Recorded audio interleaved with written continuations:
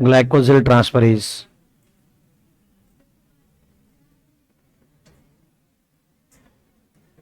तो बेटा today's class plasma membrane के पहले फंक्शन और फंक्शन के बाद में फिर अगला स्ट्रक्चर आएगा जिसका नाम है सेल वॉल।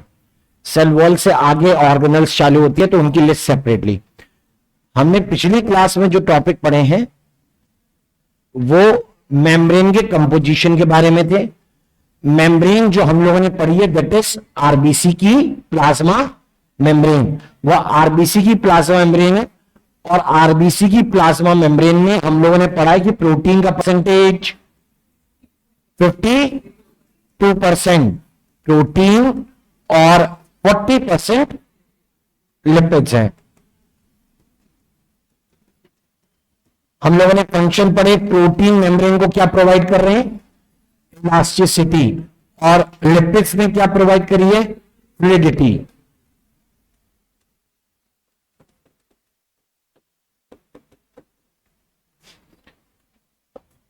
इसके अलावा एक दो चीजें और थी, जैसे कार्बोहाइड्रेट्स की जैसी चीज सेल रिकॉग्निशन में काम कर रहा था। अगर एक मेम्ब्रेन को दूसरी मेम्ब्रेन से अलग पहचानना होगा तो किसको देखोगे, कैटालिटिक प्रोटीन को। मेम्ब्रेन आरबीसी की मेम्ब्रेन पर प्रेजेंट ए या बी एंटीजन किसके एग्जांपल है, ग्लाइकोप्रोटीन के। जो कार्बोहाइड्रेट मेम्ब्रेन के सरफेस पर होते हैं दे आर ओलिगोसेक्राइड्स, वो ओलिगोसेक्राइड्स है, पॉलीसेक्राइड नहीं, मोनोसेक्राइड नहीं। And they are not alone, they are present as either glycolipid या फिर ग्लाइकोप्रोटीन, वो दोनों में से किसी भी फॉर्म के हो सकते हैं। चलो ये तो हो गई एक बात। अब ये है कि प्लाज्मा मेम्ब्रेन के फंक्शन क्या क्या है।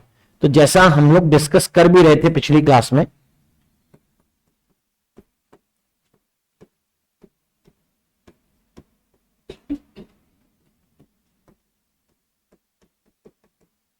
तो मैंने आपको कहा था क्योंकि मेम्ब्रेन फ्लूइड इन नेचर है तो कई सारे फंक्शन उसकी फ्लूइडिटी के बेस पर ही पूरे हो जाएंगे। जैसे एक कि सेल ग्रो करना चाहता है यानी साइज में इंक्रीज करना चाहता है तो वो कर सकता है बिकॉज मेम्ब्रेन साथ में फैलते हुए जाएगी। क्लियर, कंटेंट बढ़ेंगे तो फैलते हुए चले जाएंगे।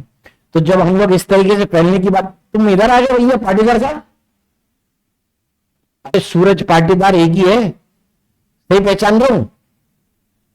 ये सेकंड लास्ट में सूरज नाम है ना, अबे आखिरी, हाँ तुम्हारे बाजू वाला सूरज ही नाम है ना कि चांद है, हाँ खड़े हो ना भाई, खड़े हो खड़े हो, हाँ तो बैठ जा। क्या नाम है,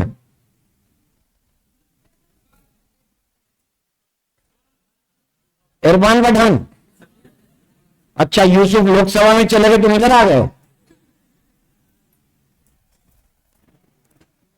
हमें लगा पुराने साल में एक बच्चा था वो एमजी रोड चला गया था फिर वहां में मिल गया।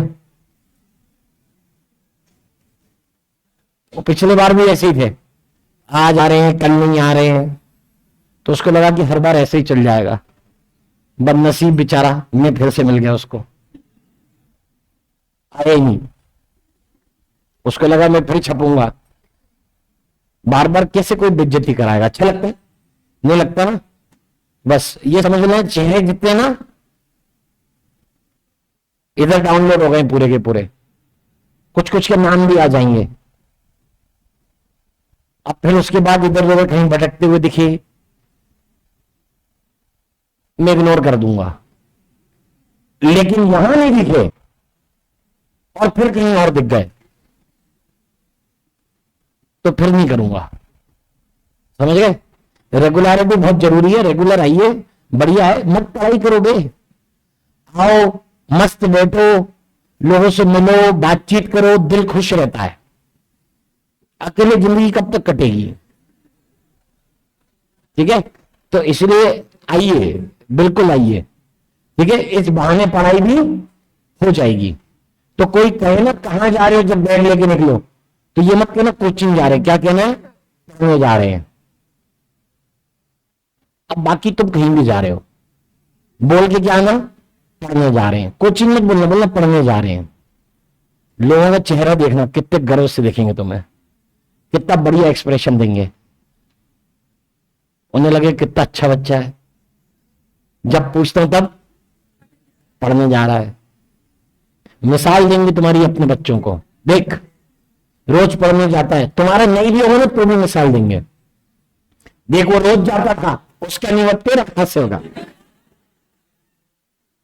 ये भी कोई काम की चीज है, किसी के तो काम आए ना। चलो अब हम अपने मुद्दे पे आते हैं। तो एक चीज मैंने कहा कि सेल की ग्रोथ पॉसिबल होगी, ग्रोथ होगी तो इसका मतलब डिवीजन के लिए भी फ्लूइडिटी हेल्पफुल है। अब ये तो यूजुअल था, लेकिन इसके अलावा इससे बड़े फंक्शन भी कुछ हो सकते हैं कि मेम्ब्रेन अगर रिजिड होती तो उससे कुछ क्रॉस नहीं हो सकता, लेकिन अगर मेम्ब्रेन फ्लूइड है तो उससे चीजें क्रॉस हो सकती है। तो पहली बात फंक्शन के रिगार्डिंग यही कि मेम्ब्रेन कैसी होगी, ट्रांसपोर्ट में फेवर करने वाली, यानी transport of the molecules, molecules का ट्रांसपोर्ट होता है। अब सुनो, हमने ट्रांसपोर्ट ऑफ मॉलिक्यूल्स जब पढ़ना है तो वो दो बेसिस पे होंगे।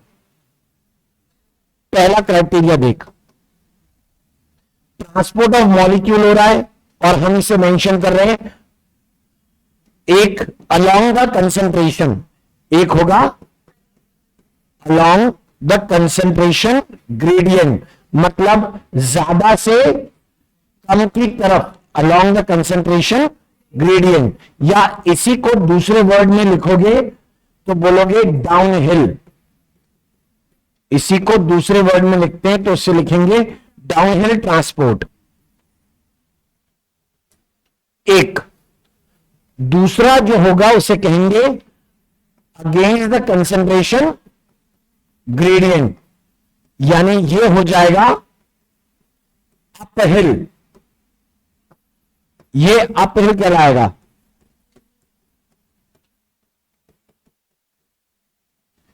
जब किसी पार्टिकल को अगेंस्ट द कंसेंट्रेशन ले जाया जाता है तो इसका ट्रांसपोर्ट एक्टिव होता है, इसके लिए एनर्जी चाहिए और इसके लिए मेम्ब्रेन प्रोटीन चाहिए। कौन सा? कैरियर प्रोटीन, नाम उसका पंप। पंप के बारे में पीछे लिख चुके हैं, कैरियर प्रोटीन लगेगा जिसे हम लोग कहेंगे पंप्स।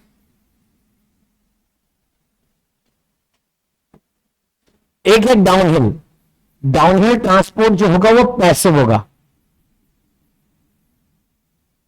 राइट। इसके लिए एटीपी चाहिए और कैरियर प्रोटीन, जबकि ये पैसिव है और ये फिर से दो टाइप का हो सकता है।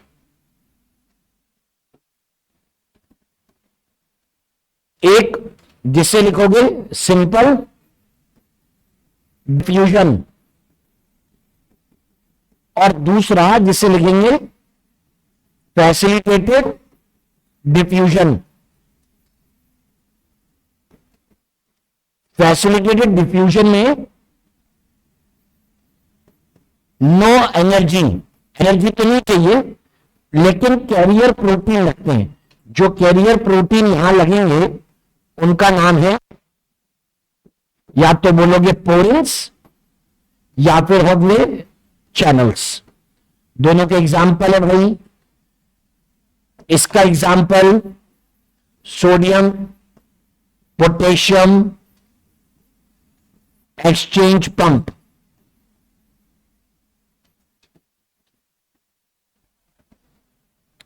और फैसिलिटेटेड डिफ्यूजन में एग्जाम्पल आता है बाइकार्बोनेट, क्लोराइड एक्सचेंज। ये कुछ ऐसे एग्जाम्पल्स हैं, हमें नाम मालूम होने चाहिए। कैरियर प्रोटीन इधर भी लग सकता है, इसलिए थोड़ा सा एलोबरेट किया है कि कैरियर प्रोटीन की इन्वॉल्वमेंट दोनों तरफ देखी जा सकती है।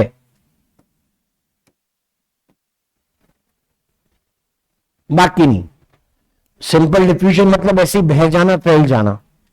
अब बात ऐसी है कि मेम्ब्रेन कैसी होती है, हाइड्रोफोबिक या hydrophilic? Largely hydrophobic, fat content उसमें ज्यादा फैला हुआ है, परसेंटेज वाइज बेशक ज्यादा ना हो, ठीक है, लिपिड की कंपोजिशन 40% भी है तो यूनिफॉर्मली ना, प्रोटीन कहीं कहीं है, लिपिड हर कहीं है। ऐसे में लिपिड के थ्रू किसी वाटर या फिर वाटर सॉल्युबल सब्सटेंस, यानी क्या बोलोगे, पोलर या हाइड्रोफिलिक पार्टिकल्स, जैसे किसी सॉल्ट आयन का या किसी और सॉल्यूट ग्लूकोज का क्रॉस होना आसान नहीं है। तो वो कैसे जाएंगे? अगर अलॉन्ग कंसंट्रेशन जाना है तो कैसे जाएंगे? फैसिलिटेटेड डिफ्यूजन से। ये इस चैप्टर का क्वेश्चन नहीं है, इतना बताने के बावजूद बोल रहा हूं। ये है ट्रांसपोर्ट इन प्लांट्स का क्वेश्चन, जो चैप्टर डिलीट हो गया है, लेकिन अपने मॉड्यूल में मिलेगा, अपने मॉड्यूल में क्यों दूसरी जगह भी मिलेगा, उसके बाद फिर पेपर में भी आएगा कि हमने तो मॉड्यूल में दिया था, तुम्हें पेपर के हिसाब से समझ लेना चाहिए था कि आ सकता है। उससे क्या मतलब एनसीईआरटी की सीधी लाइन है या नहीं? क्या दिखा? मेम्ब्रेन, मेम्ब्रेन दिखा तो चलो सेल में घुसेड़ देते हैं। होना कहां चाहिए? ट्रांसपोर्ट इन प्लांट्स में। मैंने कहा ना, कुछ नहीं कटा है सिलेबस में, उन्हें पहले ही पता कि ये चीजें दूसरी जगह बताई जा सकती है, तो चैप्टर हटा दो यार, 2 लाइन ज्यादा बता देंगे, क्या बिगड़ जाएगा? समझ गए? तो ये वही है और कुछ भी नहीं। तो उसके बारे में समझ लो। मेम्ब्रेन को हम लोग सिलेक्टिवली परमिएबल लिख रहे हैं, पहले भी बता चुका हूं सिलेक्टिवली परमिएबल का मतलब क्या है। बैक्टीरिया में भी पढ़ा था और यहां भी पढ़ रहे हैं कि सिलेक्टिवली परमिएबल का मतलब होता है जब कुछ पार्टिकल्स जाएं, कुछ पार्टिकल्स न जाए। सॉल्यूट सॉल्वेंट के टर्म में मत पढ़ो, क्लियर? सॉल्यूट सॉल्वेंट के टर्म में मत पढ़ो। जैसे कुछ मेम्ब्रेन होंगी, कुछ टाइप के सॉल्यूट को वो अपटेक करेगी, बाकी सॉल्यूट को नहीं। सो इट देयर चॉइस कि उन्हें चाहिए या नहीं चाहिए। हमें क्या चाहिए? हमें यह पढ़ना है कि मेम्ब्रेन का नेचर हाइड्रोफोबिक है। अगर कोई पार्टिकल पोलर है वाटर के जैसे, या फिर हाइड्रोफिलिक वाटर सॉल्युबल है, तो वो मेम्ब्रेन से कैसे जाएंगे? तो अगर कंसंट्रेशन के अलॉन्ग ले जाने तो कैसे जाएंगे? फैसिलिटेटेड डिफ्यूजन से। ठीक है, बस इतनी सी बात है। यहां एनसीईआरटी में नहीं मिलेगा, लेकिन हमें क्वेश्चन देखने को मिल जाएंगे, हमारी डीपीपी में मिल जाएगा, हमारे मॉड्यूल में मिल जाएगा। किसी और जगह के क्वेश्चंस करोगे तो उनके अंदर भी चीजें मिल सकती है। मैं दूंगा, मैं बड़ा ध्यान रखूंगा कि ऐसे क्वेश्चन ना दें, लेकिन हर कोई ध्यान थोड़ा ना रखेगा। उन्होंने पढ़ा दिया तो सोचेंगे क्या सबने पढ़ाया होगा, या फिर वो यही सोचेंगे तुम कौन सी काय में हो प्रॉपर, तुम्हें ये आता होगा, इसलिए दे देंगे। क्या पता सेक्शन बी में दे दें कि छांटो बीनो, जो पसंद है वो कर लो। हमें समझना है, नुकसान हमारा है, समझ लीजिए, कोई दिक्कत नहीं है। कितना रिलेटेड है डाइजेशन में, जब एब्जॉर्प्शन बढ़ते थे ना, उसका भी पूरा मैकेनिज्म ट्रांसपोर्टिंग प्लांट में, डाइजेशन भी गया और ट्रांसपोर्टिंग प्लांट्स भी गया।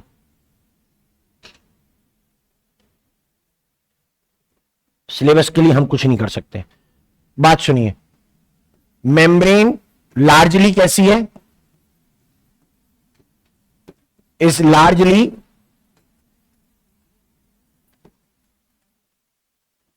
हाइड्रोफोबिक, यानी नॉन पोलर।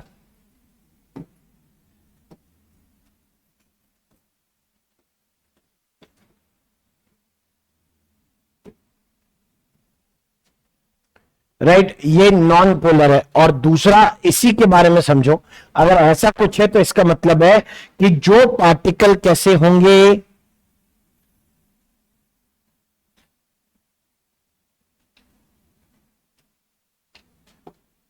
पार्टिकल विचार हम लोग मेंशन कर सकते हैं, हाइड्रोफिलिक और polar particles will have more difficulty, जाएंगे तो सही लेकिन डिफिकल्टी के साथ, more difficulty to cross the membrane। एक बात,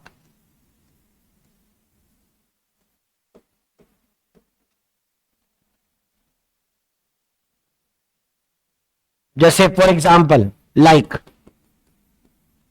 कोई न्यूट्रल सॉल्यूट है, अलोंग द कंसंट्रेशन जा रहा है, कैसे ले जाऊंगा? मेथड का नाम बताओ, बोलो जल्दी से। तीसरा लॉ, फैसिलिटेटेड डिफ्यूजन से जाएगा।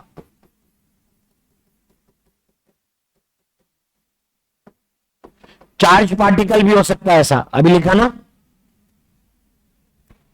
बाइकार्बोनेट क्लोराइड आयन का वो चार्ज पार्टिकल है। चार्ज पार्टिकल भी फैसिलिटेटेड डिफ्यूजन से जा सकते हैं। तो जस्ट बताने के लिए एग्जांपल लिख रहे हैं। एक एग्जांपल और, मान ले चार्ज पार्टिकल्स है, मतलब आयंस, उनका एब्जॉर्प्शन तो और मुश्किल है। सोच, क्या charge particle along the concentration जा सकते हैं? जा सकते हैं? तो मुझे लगता है कि सारे सोडियम आयन साथ साथ चलेंगे, नहीं ना? पॉजिटिव पॉजिटिव या लाइक चार्जेस रिपेल जाएंगे नहीं। तो अलोंग द कंसंट्रेशन क्या ना, थोड़ा सा इलॉजिकल है, इसलिए मैं क्या लिखूंगा यहां पे, अगेंस्ट द कंसंट्रेशन। बातें बना के लिख रहे हैं, सीधी बात यह है, अगेंस्ट द कंसंट्रेशन। मतलब बड़ी बात यह होगी जब तुम्हें एक साल बाद यह याद रहे कि यहां पे सर ने अगेंस्ट क्यों लिखा था, ऊपर अलोंग लिखा था, यहां अगेंस्ट क्यों लिखा था। अगर ये याद रह गई तो, और नहीं भी रहेगी तो कुछ फर्क नहीं पड़ रहा है। जिस तरीके से बायो पढ़ाई जाती है ना बेटा, कि बेटा लास्ट वाला खड़े हो जा, चैप्टर की रीडिंग चालू कर, वो पढ़ेगा chapter number 17 locomotion and movement, फिर पढ़ना चालू कर देगा। उतने में मैडम की नजर पड़ेगी बीच वाला सो रहा है, बोलेगी ए खड़े हो, अब तेरी बारी, और ऐसे पूरा चैप्टर खत्म। क्वेश्चन कर लेना, आंसर लिख के ले आना और कॉपी जमा कर देना। 11th हो गई, 12th भी हो गई, बायोलॉजी भी खत्म हो गई। इसलिए तो लोगों को शक हो रहा है कि 67 बच्चों के 720 कैसे आ सकते हैं। समझे? अगर बच्चे अच्छे से स्कूल में पढ़ रहे होते, सही तरीके से पढ़ रहे होते सब्जेक्ट को, तो किसी को यह शक नहीं होता। ये अदर देन नीट पीपल हैं, जिनका नीट से कोई लेना देना नहीं है। ये वो हैं जिन्होंने काफी साल कहीं पढ़ाया होगा, प्रिंसिपल हैं या फिर कोई बड़े एकेडमिशियन हैं यूनिवर्सिटीज वगैरह में। उनको ये दिक्कत नहीं है कि नीट में कुछ घोटाला हुआ। उनको सबसे बड़ा शक इस बात पे है कि 67 बच्चे आ कैसे सकते एक बराबर नंबर पे, वो भी 720 पर, जबकि आजकल ऐसी पढ़ाई होती नहीं। उन्हें इस बात पर शक है। हमें तो कब से है, हमने इतनी कोशिश करी कि इंग्लिश के अंदर कभी हमारे 75-80 के ऊपर नंबर आ जाएं, ना कभी नहीं आए। और अभी बच्चों के देखते हैं, बोलते हैं कितने परसेंट, 99.96%। ये साला 0.4 कहां रह गया, कहां चला गया है? 0.4 गायब है उनके परसेंटेज में से। मतलब हैरत होती है ये सोच के कि हम तो कभी ना ला पाए इतना। और वो छोड़ो, 800 वाले बच्चे लाते हैं यार। हमारे तो सोशल स्टडी में 65 से ऊपर कभी नहीं आए। 4-4 पेज लिखे, गाने के नहीं, एक्चुअल। मतलब सबसे ज्यादा वही सब्जेक्ट पढ़ा। उतना हमने साइंस नहीं पढ़ा, उतना हमने मैथ्स नहीं पढ़ा जितनी सोशल स्टडी पढ़ी। क्यों? क्योंकि मालूम था मैथ्स में जितना लिखेंगे उतना आएगा, साइंस में भी ज्यादातर चीजें जितनी लिखेंगे उतना आएगा। इसमें जितना लिख लो मैडम फिर भी नंबर खाएगी। दिक्कत ही है, पता नहीं कुछ आज तक नहीं समझ में आया क्या लिखना होता था। अंडरलाइन किया, अलग अलग कलर से किया, एक लाइन छोड़ी, पैराग्राफ बनाए, नंबर सीरियल नंबर से पॉइंट लिखे, फिर भी अब पता नहीं कौन से पेन आने लग गए हैं चेक करने वालों के पास या फिर लिखने वालों के पास, कि हिस्ट्री के अंदर, ज्योग्राफी के अंदर, सिविक्स के अंदर मालूम नहीं कैसे नंबर ले आते हैं, इंग्लिश में, हिंदी में। भगवान मालिक है भाई कैसे आते 95-97 नंबर लैंग्वेज में। इसको क्या करना पड़ेगा? एक्टिव एनर्जी से अपटेक करना पड़ेगा। समझ के पढ़ोगे लंबे टाइम तक याद रहेगा। बाकी जैसा लिखा है वैसे ही पढ़ोगे तो ठीक है, तुम्हारी मर्जी है। ये सब बताने के लिए कि अगर कोई क्वेश्चन हो उसका आंसर तुम्हें देना हो तो बन जाए। क्लियर बात? ये तो हो गई ट्रांसपोर्ट से रिलेटेड, कि मेम्ब्रेन से होने वाला ट्रांसपोर्ट होता है या तो एक्टिव या पैसिव। वेट, किसी भी लिविंग बॉडी में जो मल्टी सेलुलर हो, ट्रांसपोर्ट के दो टाइप होते हैं, एक सिम्प्लास्टिक और दूसरा एपोप्लास्टिक। प्लास्ट वर्ड कहां का है? प्लास्ट वर्ड लगता है लिविंग के लिए, नॉन लिविंग के लिए नहीं लगता। समझ गए? प्लास्टिक अब याद आएगा, plant growth and development, plasticity, organism में change with the environment and with the development, उसे क्या लिखते हैं? प्लास्टिसिटी। तो ऑर्गेनिज्म बदलता है, तुम भी बदले, मैं भी बदला जब बड़े हुए, ऐसे ही सेम दिखाई नहीं दे रहे हैं। ऐसा किसी भी ऑर्गेनिज्म के साथ है। तो जो लिविंग होगा उसमें एंड में क्या लग जाएगा? प्लास्टिक। जो नहीं होगा, तो हम लोग पढ़ रहे हैं दो, एक का नाम एपोप्लास्टिक और दूसरा सिम्प्लास्टिक। जब तक वो नहीं पढ़ लेंगे ट्रांसपोर्ट अक्रॉस द मेम्ब्रेन नहीं बता सकते। तो ट्रांसपोर्ट इन मल्टी सेलुलर बॉडी, यूनिसेल्युलर की बात नहीं हो रही है, ट्रांसपोर्ट इन मल्टी सेलुलर बॉडी। और मैं ज्यादा खास बताऊं ना, कौन? आखिरकार बॉटनी पे आना होगा, तब तक एनिमल सेल पढ़ते रहेंगे। प्लांट के लिए बता रहा हूं।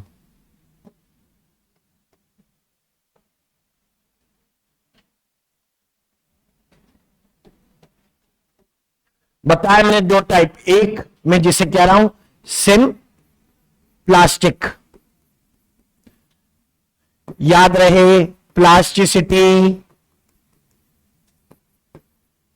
Ability to change with age and environment, किसमें होती है ये? In living. वहां से वर्ड लिया है प्लास्टिक। ओके, तो एक वर्ड है क्या? सिम प्लास्टिक, लिविंग के साथ SIM, apo plastic, plastic living के लिए और एपो विदाउट, राइट? एपो किसके लिए? विदाउट के लिए। एपो का मतलब विदाउट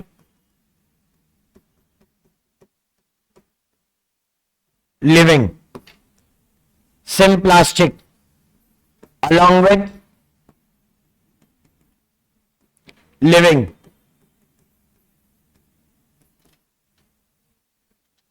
तो लिविंग पार्ट से जब ट्रांसपोर्ट हो उसे क्या बोलोगे? SIM plastic. क्लियर? यानी ट्रांसपोर्ट अलोंग या थ्रू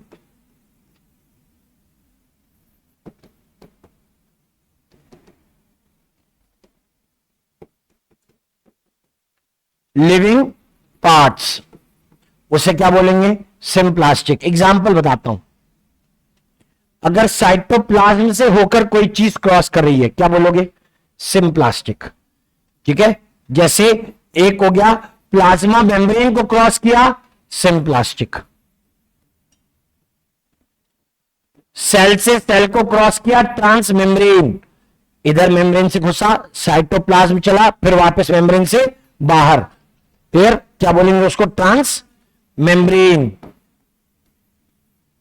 और सुनो, वैक्यूल के थ्रू गया,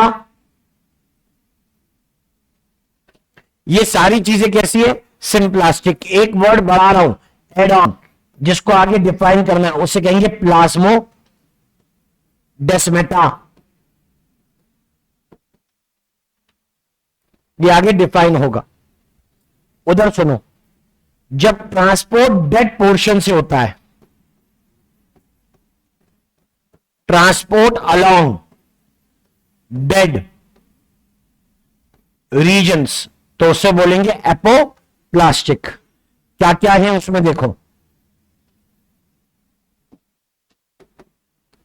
पहला सेल वॉल डेड होती है, सेल वॉल डेड है यानी रिपेयर के चांसेस नहीं। अब सेल वॉल दो सेल्स के बीच में, सेल वॉल डेड है, टूट जाए फूट जाए, बीच में जगह खाली। क्लियर? कोई उसको भरेगा नहीं, तो उसमें क्या भरेगा? उसमें ऐसी चीजें भरेंगी जो रेजिन हो सकती हैं, लेटेक्स हो सकती है, ऑयल हो सकता है, तो वो जगह क्या कहलाएगी? कैविटीज। उन जगह को बोलते हैं कैविटीज।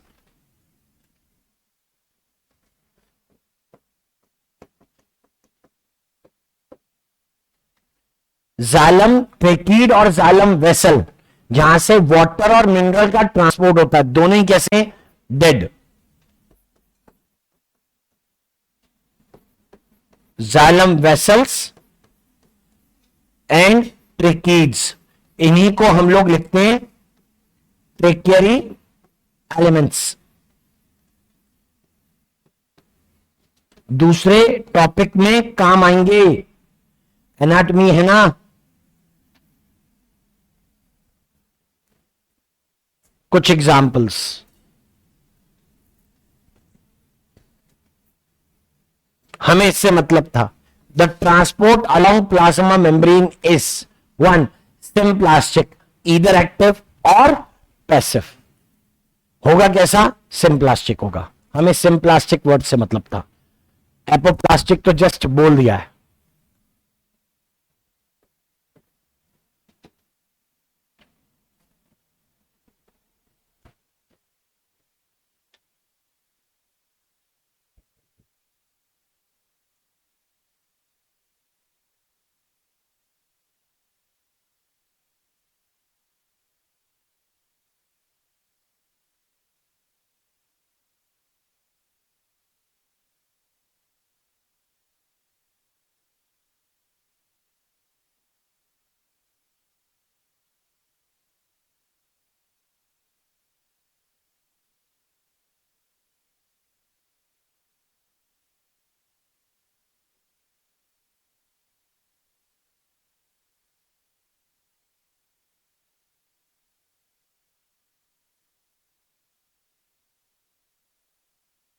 डन।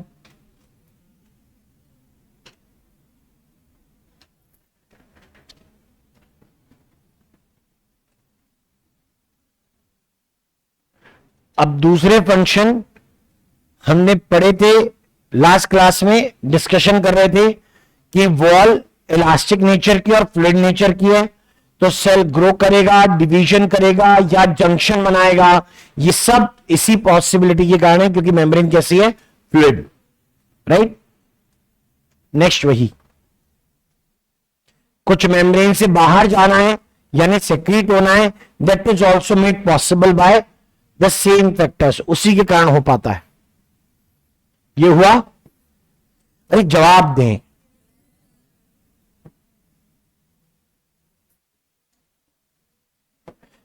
ऊपर ट्रांसपोर्ट के पैराग्राफ से पहले ये नहीं लिखा था ड्यू टू फ्लूइड नेचर, याद रहेगा ना। अगर कोई पूछे due to fluid nature the plasma membrane performs, I repeat, due to fluid nature plasma membrane performs, गिनती लगाएंगे, गिनती करेंगे कैसी, ये क्या, cell growth 1, formation of intercellular junction 2, third secretion, fourth endocytosis, fifth cell division. Clear है, word change कर रहा हूं, सेक्रीशन की जगह लिखूंगा एक्सोसाइटोसिस। फ्लूइड नेचर के कारण ये सारे काम हुए, मतलब ट्रांसपोर्ट को इंक्लूड नहीं करना, बी ए लकीर का फकीर, जैसा लिखा है वही फॉलो करना है। फ्लूइड नेचर के कारण जंक्शन बनते हैं, फ्लूइड नेचर के कारण सेल की ग्रोथ, सेल का division, secretion from the cell यानी एक्सोसाइटोसिस, चीजों का बाहर जाना, एंडोसाइटोसिस सेल के अंदर आना, ये सब हो सकता है। लेकिन जब बात हो कि मेम्ब्रेन से ट्रांसपोर्ट हो रहा है तो वो फ्लूइड के बेसिस पे नहीं बताया है, समझ गए, remember this, clear cut question है। ओके, जरा इन बातों को समझें, एक्सो और एंडोसाइटोसिस, ये हमने बनाया सेल।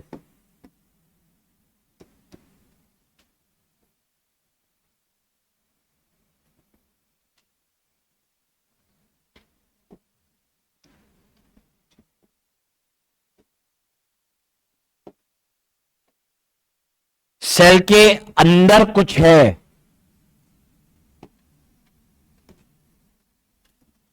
सेल के बाहर कुछ है, अंदर की चीज को बाहर भेजना है, बाहर की चीज को अंदर लेना है।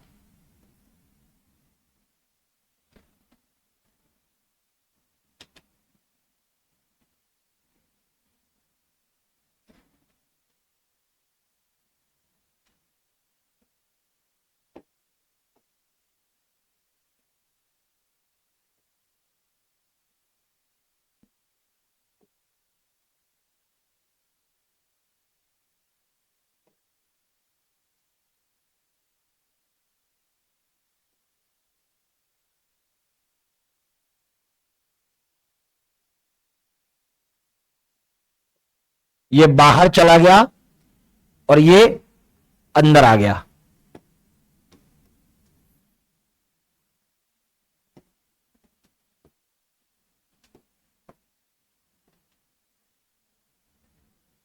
मतलब ऊपर वाला इवेंट एक्सोसाइटोसिस, नीचे वाला इवेंट एंडोसाइटोसिस। को दूसरे लैंग्वेज में समझें या दूसरे टर्म में समझें, इसको लिख तो दिया एक्सोसाइटोसिस। पर्पस क्या है देखो, जैसे आप लिख सकते हो किसी चीज को सेल से सिक्रीट करना, ठीक है। अब अच्छी चीज जाती है तो उसे सिक्रीशन बोलते हैं, हार्मोन, एंजाइम। और फालतू चीजें जाती है तो बोलते हैं सेल वॉमिटिंग, ई पेजी।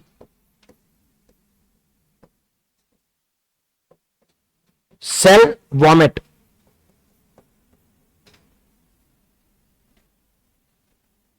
और वैसे ही जो सेल के अंदर आए हैं वो अगर बड़े पार्टिकल हो फेगोसाइटोसिस, छोटे हो पिनोसाइटोसिस, राइट।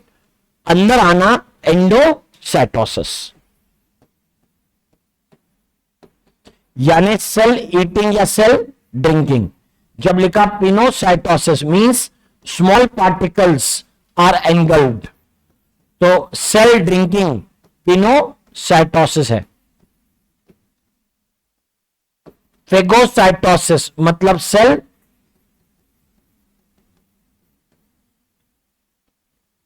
ईटिंग, बड़े पार्टिकल गए अंदर।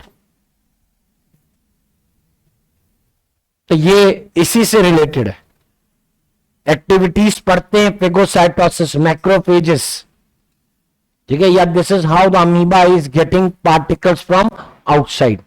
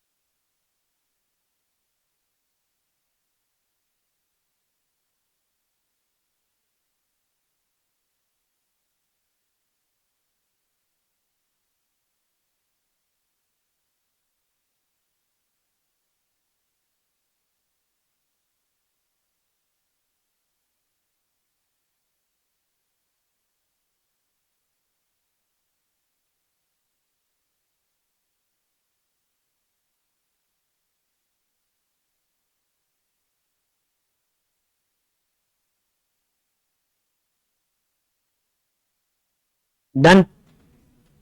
अगला स्ट्रक्चर है उसका नाम है सेल वॉल।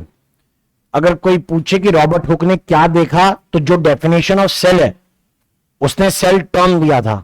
सेल की डेफिनेशन में आता है कि उसमें साइटोप्लाज्म हो, न्यूक्लियस हो और घिरा हुआ हो किससे, मेम्ब्रेन से। ऐसा कुछ तो हुक ने देखा ही नहीं था।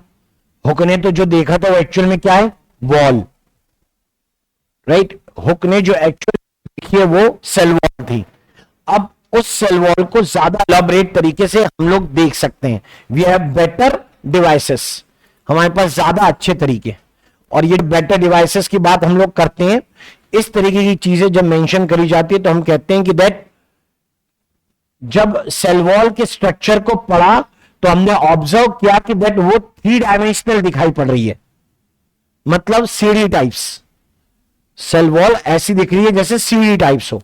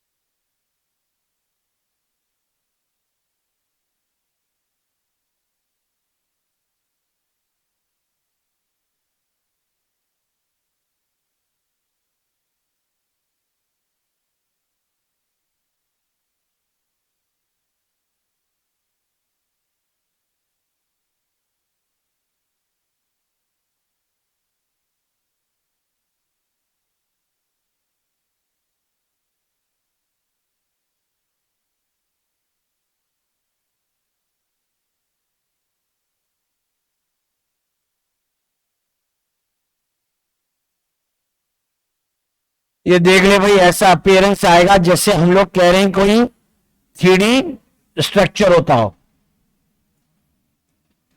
इस टाइप से सेल वॉल बनती जाती है। और देखो मैं सेल वॉल को अंदर की तरफ बना रहा हूं, यानी जहां प्रोटोप्लाज्म भरा था उस तरफ को कौन बन रही है, सेल वॉल। वॉल सेल में अंदर की तरफ बनती है, मतलब टुवर्ड्स प्लाज्मा मेम्ब्रेन। और जब वो अंदर की तरफ इस तरीके से बनेगी तो जाहिर सी बात है कि साइटोप्लाज्म की जगह खत्म, मतलब साइटोप्लाज्म भी एक दिन खत्म, सेल डेड, लाइफ भी खत्म, ऐसा मेंशन करते हैं। लेयर्स अलग अलग हैं। व्हाट आर दीज लेयर्स, ऐसी कौन सी लेयर्स होंगी वो मेंशन कर देता हूं। तो मैं कहता हूं कि यहां पे सबके नाम बता देता हूं। ये बन गई मिडिल लेमेला, ठीक है। और मिडिल लेमेला से ओरिएंटेशन बिगड़ गया है, रहने दो, let it B.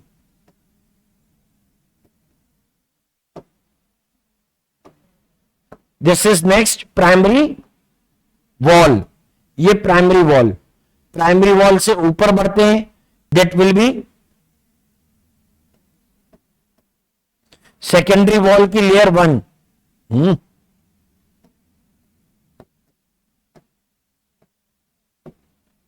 Secondary wall की लेयर 2, और अब बनाते सेकेंडरी वॉल की लेयर 3।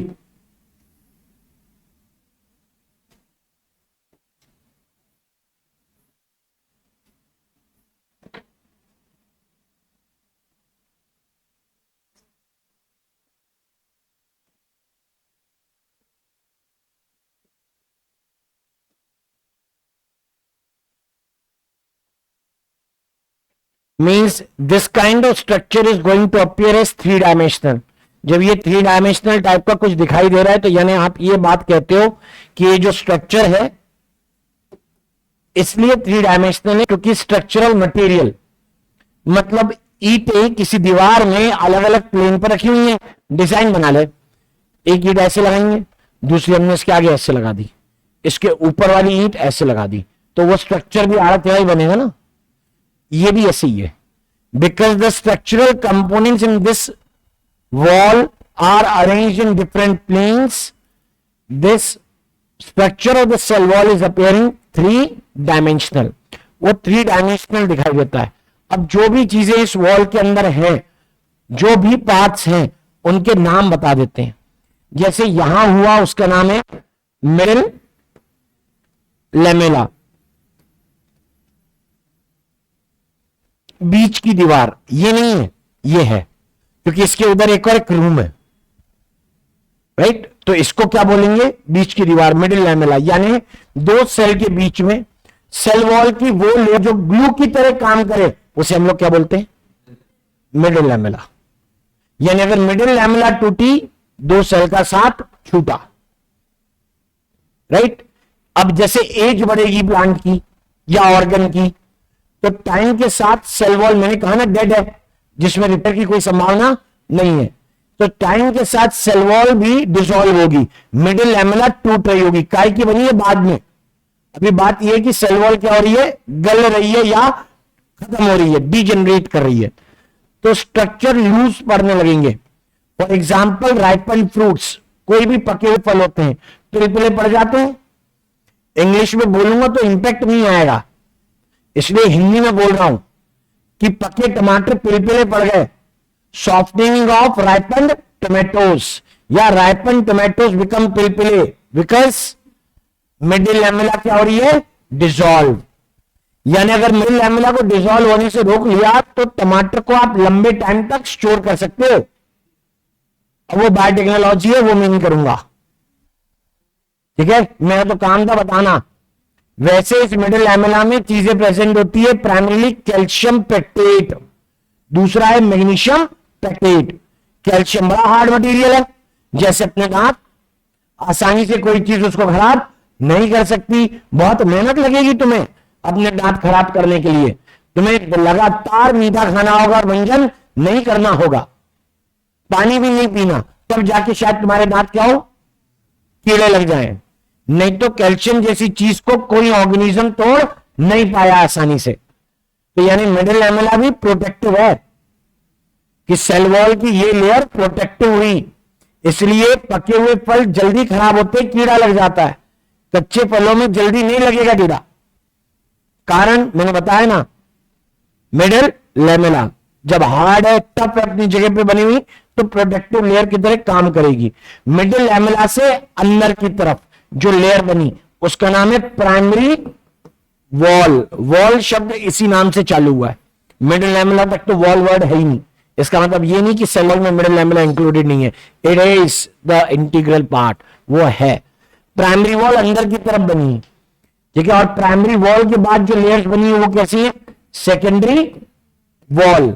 यानी अगर मैं इस पर ध्यान दूं कि ये कैसे बढ़ रहे हैं, तो मैं कह रहा हूं ये सब कहां की तरफ जा रहे हैं, towards plasma membrane.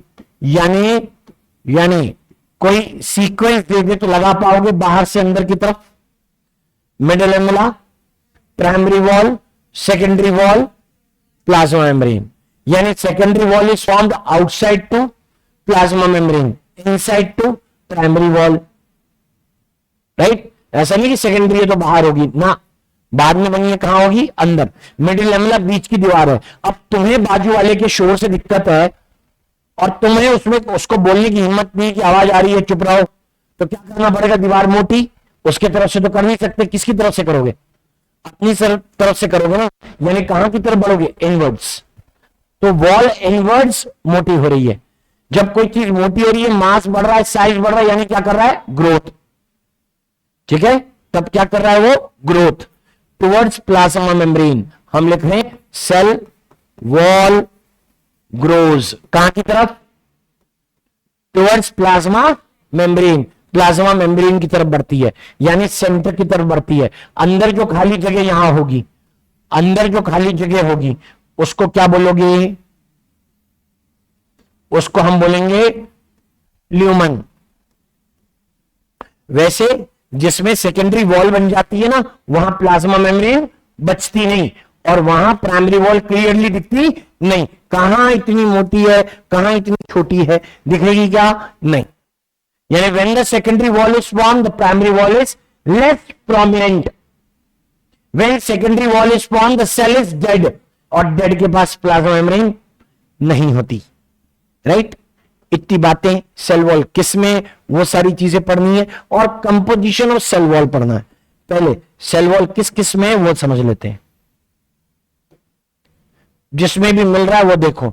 First, it is non living. पहली बात यही है कि वो कैसी है? नॉन लिविंग है। और कैसी होगी? Rigid. Non living and rigid structure. Outer to the plasma membrane, जैसा पहले बोला,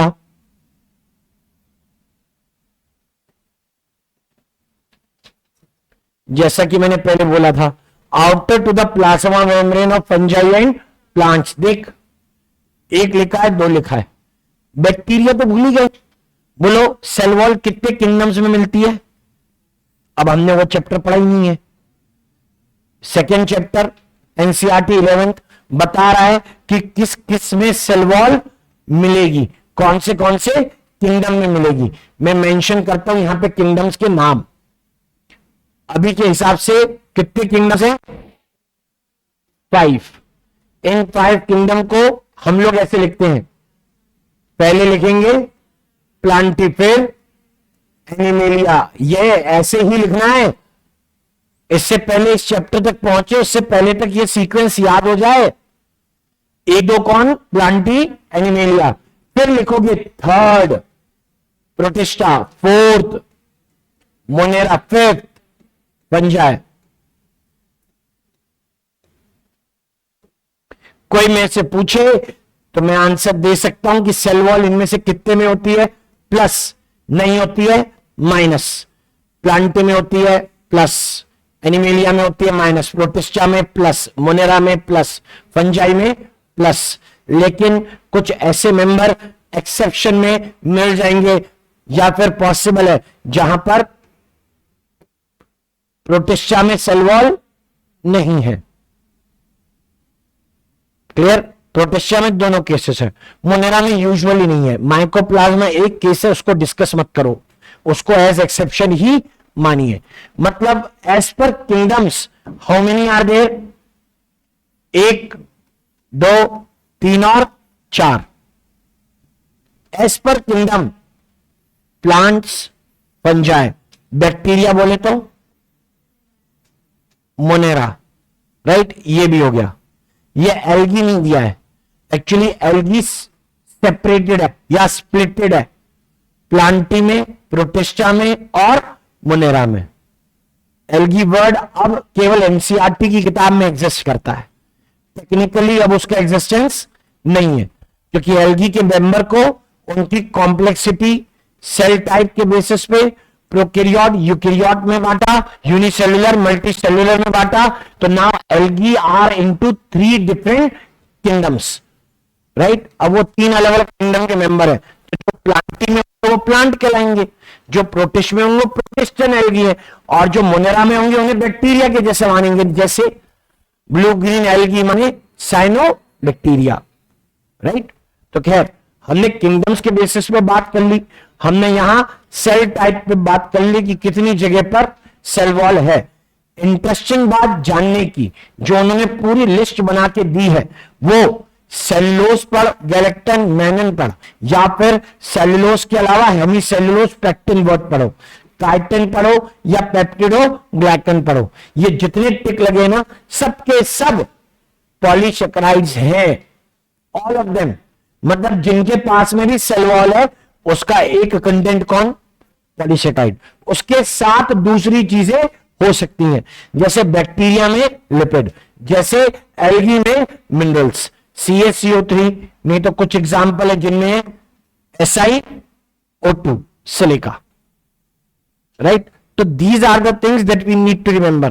कंपोजिशन पे डायरेक्ट क्वेश्चन आता है, मैच द कॉलोटाइप, that cell wall of algae, plantae या फंजाई, सामने की तरफ उसी को ब्लैंक बना के लिख दे।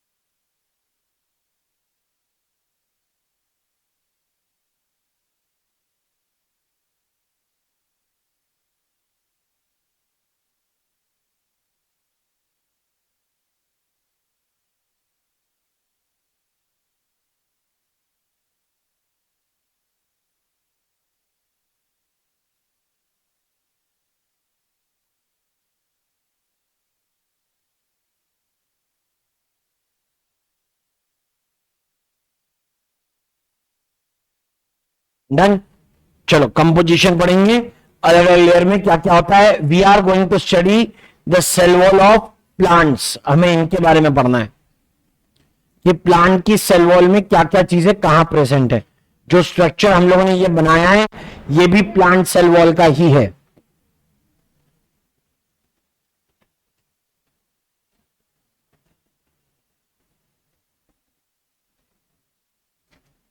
तो इन जनरल कोई पूछे सेल वॉल किसने बनाई, तो सेल वॉल उसने स्पेसिफाइड नहीं किया किसकी।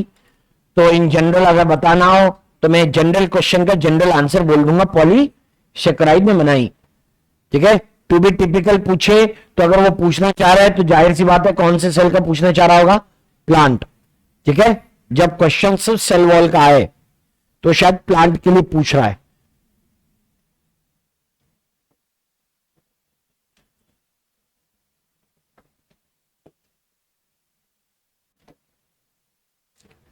Right, the next will be the comparison, किसके अंदर क्या क्या प्रेजेंट है, mid lamella, primary wall and secondary wall कौन किस चीज से बनी है, कैसे बनी है। जैसे प्राइमरी वॉल एक यूनिफॉर्म लेयर है और सारे तरफ होती है, मिडिल लैमेला सारी तरफ नहीं है। जैसे मैंने बोला भी कि इधर की तरफ सेल नहीं है तो इधर की तरफ मिडिल लैमेला भी नहीं, तो जो बनी हुई दिखाई देगी ये वॉल क्या कहलाएगी, प्राइमरी वॉल। हां अगर डिवाइड होकर सेल उधर की तरफ बने तो क्या बनेगी, middle lamella.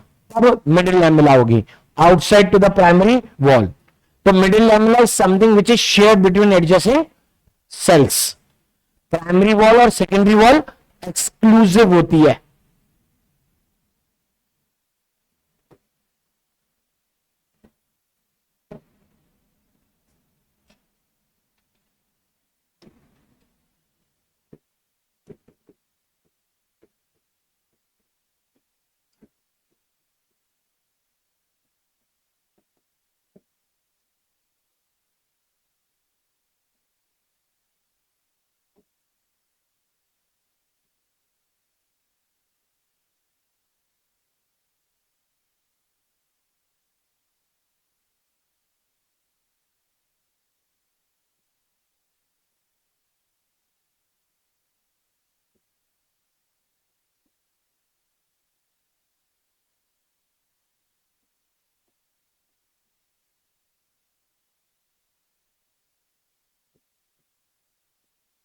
Shared between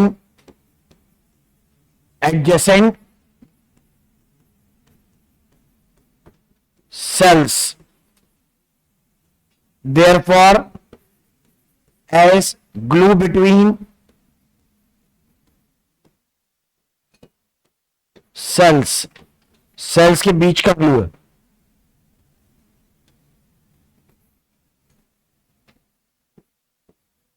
calcium pectate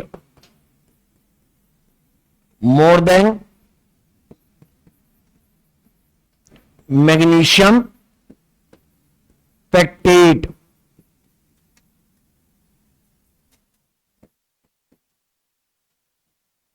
Loss of calcium pectate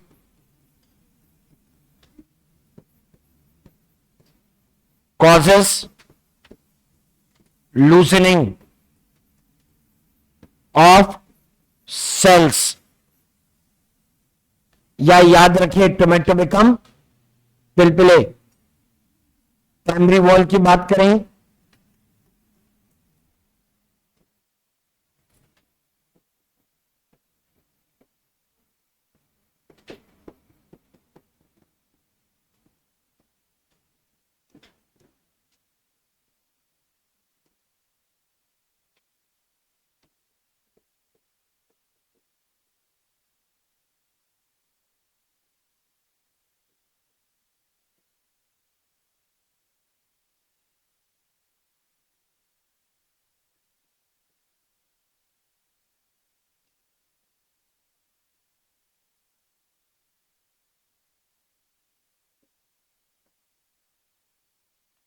the primary wall is unique.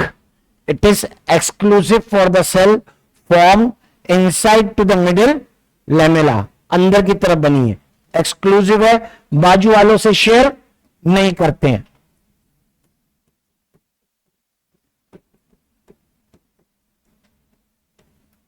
exclusive layer formed of cellulose on inner side of middle lamella। Exclusive layer, ये शेयर्ड, उसकी अपोजिट एक्सक्लूसिव, शेयरिंग नहीं।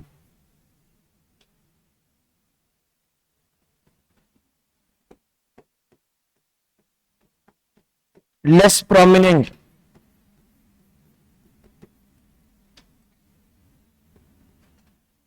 और not intact when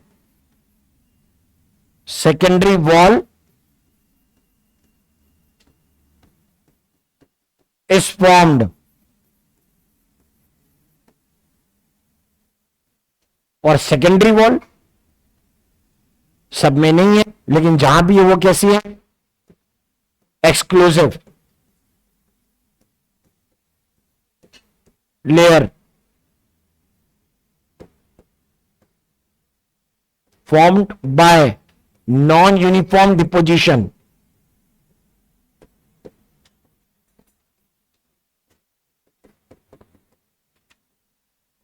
of matter। Non uniform बोला है, जब कोई चीज non uniform इकट्ठी होगी तो बीच में खाली जगह रह जाएगी, कहीं ज्यादा थिक होगा कहीं कम, जहां कम थिक होगा उसको बोलेंगे पिट, right.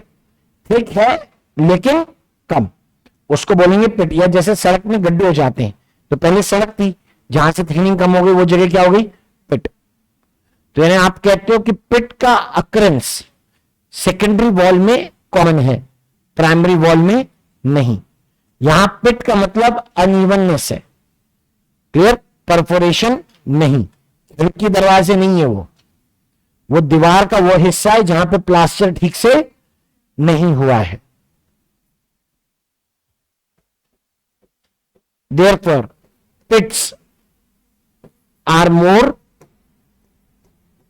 common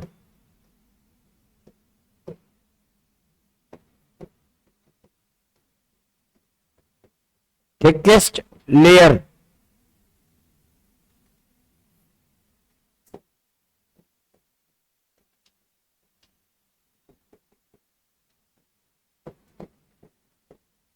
lead to loss of cell wall के अंदर के कंटेंट को प्रोटोप्लास्ट बोलते हैं।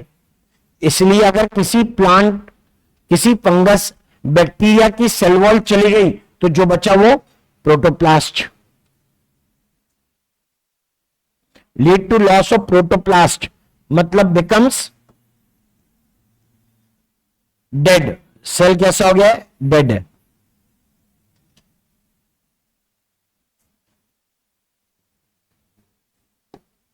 कैसी चीजें बना रही हैं इनको, तो वो भी सुनो। सेकेंडरी वॉल को बनाने के लिए लिग्निन जैसे कंपाउंड हो सकते हैं, लिग्निन हाइड्रोफिलिक है। जाइलम वेसल्स में, जाइलम ट्रेकीड में उनकी सेकेंडरी वॉल लिग्निन की बनी होती है ताकि पानी उससे आ जाए, दिक्कत न करे।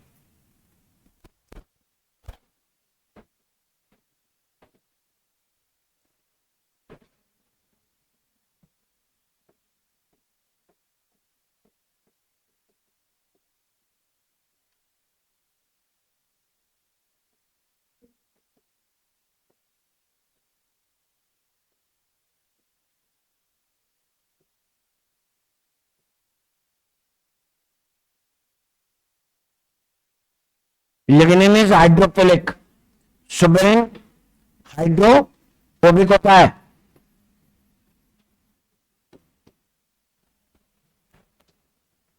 डिपेंड करेगा what type of cell are you studying. Xylem vessel tracheid में लिग्निन है।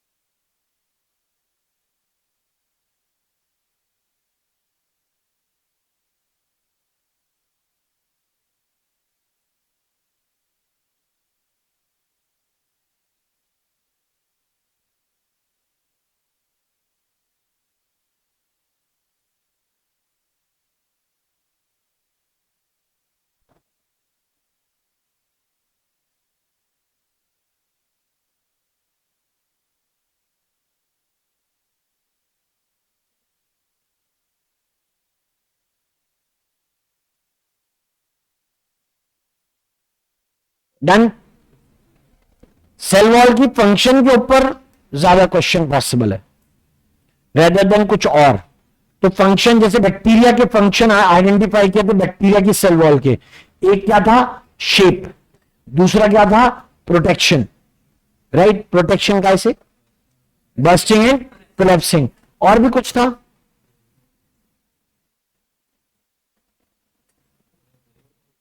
चार नहीं थे लेकिन दो ही नहीं थे, कितने थे, तीन, मैंने बोला था number,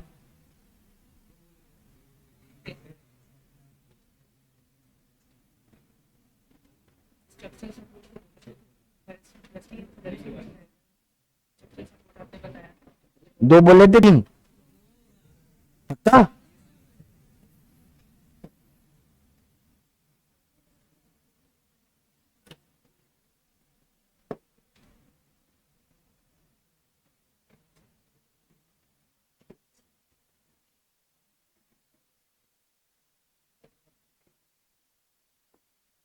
so here it is कि ओरिजिन वहां से हुआ, तो हम लोग ऑब्जर्व करते हैं कि that when the cell was dividing at that time phragmoplast या बेस्ट पढ़ेंगे क्या, सेल प्लेट से ओरिजिनेट होता है, कि प्लांट सेल में जब डिवीजन हो रहा होता है, प्लांट सेल में डिवीजन होते समय जब सेल वॉल बनेगी तो उसका बनना कैसे दिखाई देता है वो देखें, बाहर सेल वॉल बनाई है, ये प्लाज्मा मेम्ब्रेन बना रहा हूं,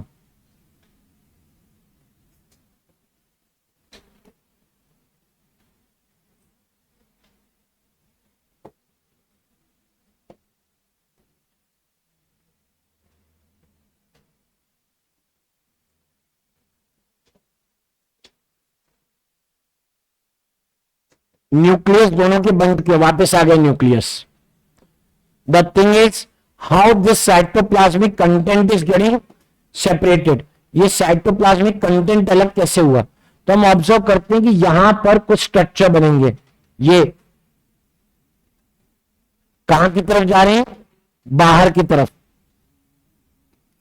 दे आर ग्रोइंग टुवर्ड्स आउटसाइड, ये बाहर की तरफ को ग्रो करेंगे, ये इधर, ये इधर, ये जो पार्टिकल्स है उन्हें कहते हैं फार्मोप्लास्ट, आपस में जुड़ के जो बनाएंगे उसे कहते हैं सेल प्लेट, कहां की तरफ बढ़ता है, बाहर की तरफ, सेल वॉल ग्रो करती है सेंट्रीपिटली, सेल वॉल फॉर्म होती है सेंट्रीफ्यूगली, ओरिजिन है सेंट्रीफ्यूगल, ग्रोथ कैसा है सेंट्रीपिटल, जब ये लेयर बन जाएगी नई लेयर इसके अंदर, उससे नई लेयर और अंदर, okay, so that will be formation like growth centripetal origin centrifugal, comma comma करके क्वेश्चन बनते हैं,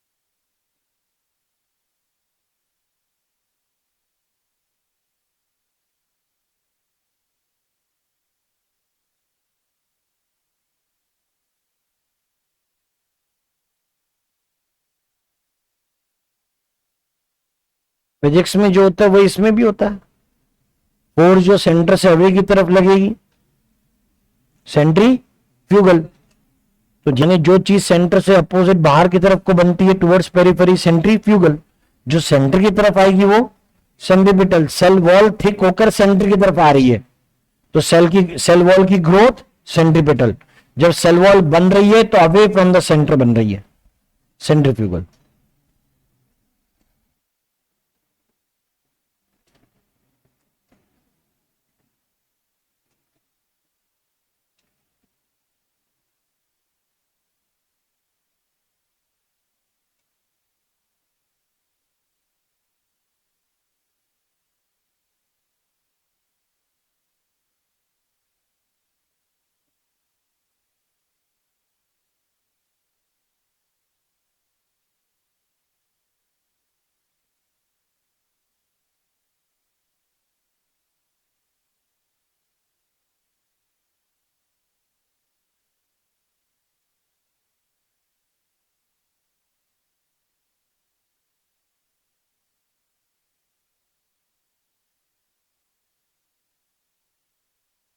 डन।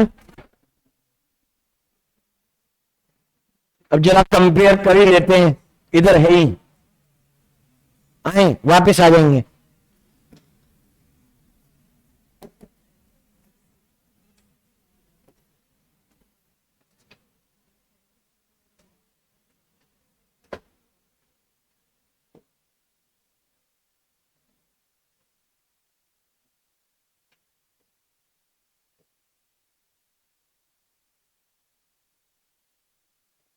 मिल गए आंसर?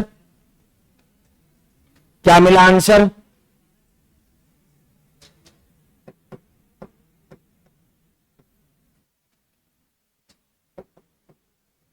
बैक्टीरिया की सेल वॉल भी लिखी है और प्लांट की सेल वॉल भी लिखी है। जरा कंपेयर कर लिए फंक्शंस।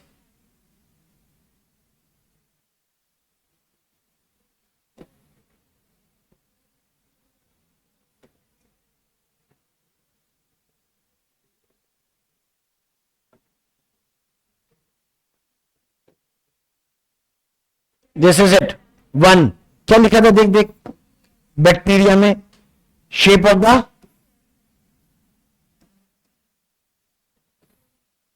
सेल एक, right, and provide strong structural support to prevent the bacteria from bursting and collapsing. Structure support, ये पूरा यहां से यहां तक। इधर not only gives shape, same to same, gives shape, protect the cell from mechanical damage, protects, and infection. Mechanical damage and infection दोनों चीजों से, यानी प्रोटेक्शन किससे? मैकेनिकल डैमेज से और इंफेक्शन से। बोला ना कैल्शियम टाइप की चीज। फंक्शन नंबर 3, तीसरा function cell to cell interaction, यानी आजू बाजू के सेल के बीच में कम्युनिकेशन, प्लस बैरियर, किसके लिए? उन चीजों के लिए जो अंदर नहीं आना। बैरियर टू अनडिजायरेबल, माइक्रो की मैक्रो, मैक्रो लिखा, मैक्रो चलेगा, राइट। नंबर काउंट कर लेना, 1 2 3 4। ओके, चलो देखें सेल टू सेल इंटरेक्शन का क्या मतलब है। ये तो डेड है भाई, लिविंग है नहीं, तो डेड होकर इंटरेक्शन कैसे करेगी? तो डेड होकर इंटरेक्शन करने के लिए, डेड होकर इंटरेक्शन करने के लिए जो स्ट्रक्चर होता है उसका नाम होता है प्लाज्मोडेस्माटा। उसका नाम प्लाज्मोडेस्माटा होगा।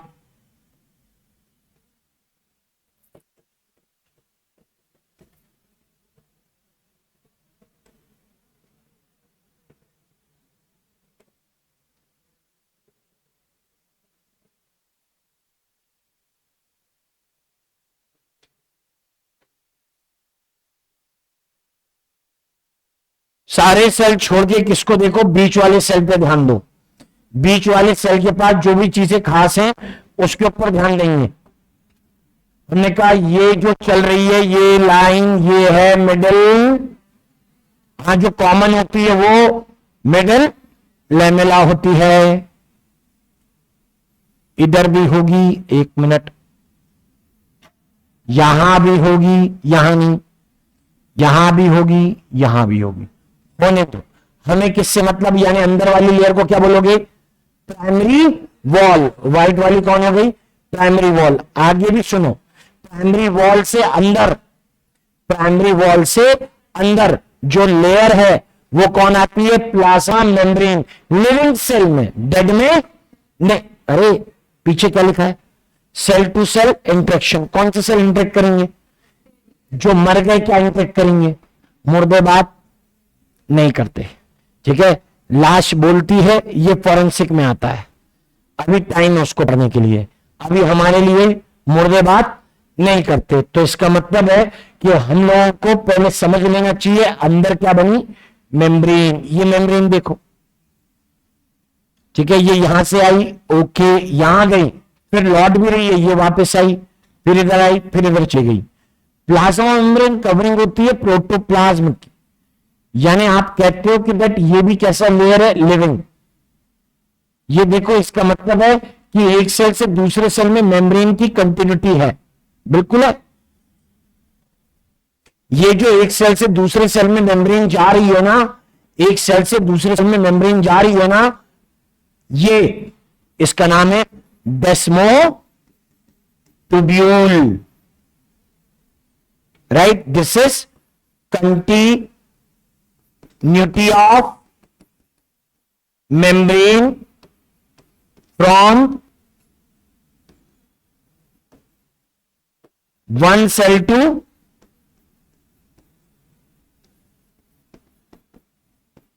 अनदर। किसकी मेम्ब्रेन है पता है? इसे बोलते हैं स्मूथ एंडोप्लाज्मिक रेटिकुलम। इस स्ट्रक्चर का नाम हुआ डेस्मोटुब्यूल। ये डेस्मोटुब्यूल कहलाएगा।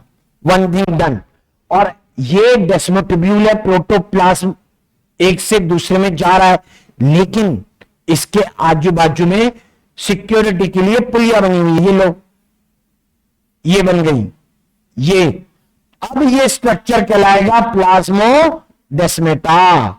लिविंग सेल में होता है, डेड सेल में नहीं। मतलब पेरेन्काइमा में होगा, मेरिस्टेमेटिक में होगा, ठीक है, डेड सेल में नहीं। यानी जिसमें सेकेंडरी वॉल हो, जो सेल डेड हो, उनमें प्लाज्मोडेस्मेटा नहीं होता। पूरे स्ट्रक्चर को मिला के क्या लिखोगे? पूरे स्ट्रक्चर को लिखोगे प्लाज्मोडेस्मेटा।